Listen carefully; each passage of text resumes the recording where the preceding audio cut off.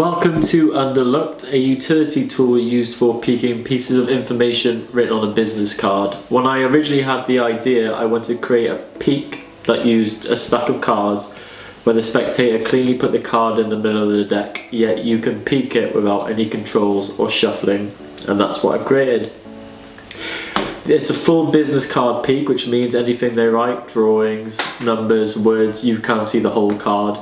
And it's angle proof, so you can use it in any situation, whether you're table hopping, walking around in groups and whatnot. The principle behind it is very simple, and I urge you not to dismiss it to begin with. It is incredibly deceptive and it flies in the real world. I've used it over and over again. I recommend you go read the PDF first so you get a basic understanding of how it works and the principle behind it, and then once you've done that, come back and come check out the instruction section that's coming up next. So thank you for purchasing Underlooked, and I'll see you in the next section. Okay, so what you need is roughly 20 or 30 business cards. I find 20 tends to work better, and the first thing you need to do is to put a buckle centre of the stack like so. I usually just do like this, hold it for like 4 or 5 seconds. You can give it a little bounce. So you have basically created a buckle or a memory in the side of the deck.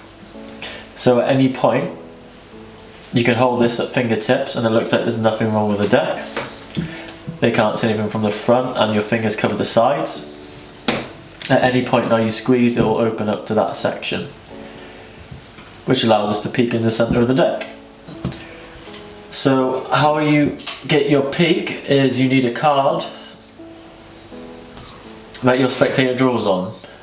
So for example, we'll use this. This is the initials of my friend, and that is an image you drew earlier. And it needs to be buckled in the same direction as the top half. That means just when you buckle it open, you'll be seeing the correct information and you won't be seeing the initials on the back of the card. So in performance, you would take a card, write the spectator's initials on it. This just means they won't flip it over and write on the wrong side. If you use branded cards, you obviously won't have this problem. So you hand the card to the spectator, they draw that image. Whilst they do this, you need to get a pinky break. So you just apply a little bit buckle, it will open automatically, and just keep a pinky break underneath there. When you turn around to take the image back, you simply ask them to put it in the middle of the stack, and that goes in the middle. You are holding it at fingertips. It is completely out of your control by the looks of it, but at any point you open it, you can see the image.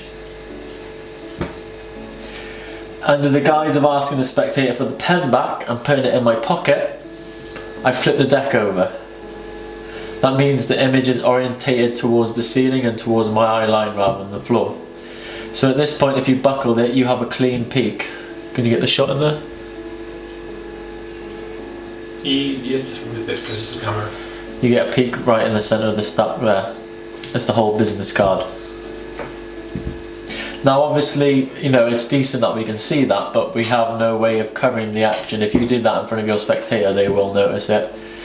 So we're simply going to ask the spectator to put their hands out, their left hand palm up like this. So the way I do this in performance is, I've got my pen back, I say, do me a favour, can you put your left hand palm just like this? Now this left hand completely blocks that action. It's better if you hold it deeper down because it blocks the angle from this side. And you also get a full view down the business card. People from that side can't see it, and people from in front of you and this side can't see it. So just put your hand out flat just like this, and then rotate the cards and put them in my spectator's palm. I'll do that again. You put their image in. Can I take the pen back, please? Lovely. Can you put your hand out flat like this? And you get your peek. Simply done. Can you put your hand out flat just like this? And the peek is done. You get them to put their hand on top, and then you reveal the information any way you see fit. So the most important thing, as like I said earlier on, is you need to make sure the card is going in the correct orientation. So just simply sign their initials on the back. That is probably one of the only things that can go wrong. One brief thing I didn't mention in the previous section was once obviously the card is in your spectator's hands, they can go out and take the image from the stack themselves, which is probably one of the cleanest ways to end a billet or business card routine. From experience, if you're worried, they won't notice the buckle on the side of the deck. Originally, when I started performing this, I used to give the cards a bend just so it would take any telltale signs of the buckle out of the cards. It's overkill and you don't need to do it. But if you are worried, you can just bend the cards before putting them in the spectator's hand. The way I used to do it was when I would say, can you put your hand out flat? And I'll say, perfect, can you just keep your other hand on top? And under the guise of that gesture saying, put your other hand on top, I would bend the cards. The cards will obviously be bent, but there'll be no buckle inside. So if you're worried about that little bit, just bend the cards and everything will be okay. As a little bonus, I thought I would include a little handling that is a little bit different but relies on the same principle. So instead of buckling the cards down the side as we did in the main handling, we're actually going to buckle them widthwise so you can peek down the business cards like a tube. It works basically the same way. That way, if someone draws a picture, like we had in the last one, it goes in the center of the stack. You put that on top.